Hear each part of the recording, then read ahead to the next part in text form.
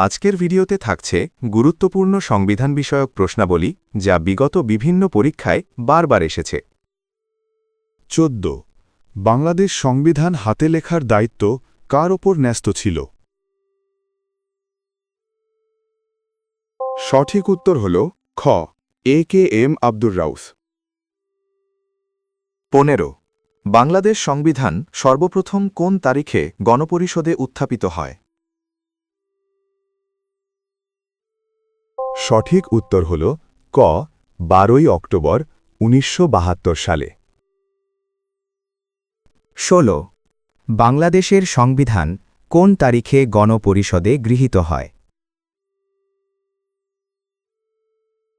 সঠিক উত্তর হল গ ৪ নভেম্বর ১৯৭২।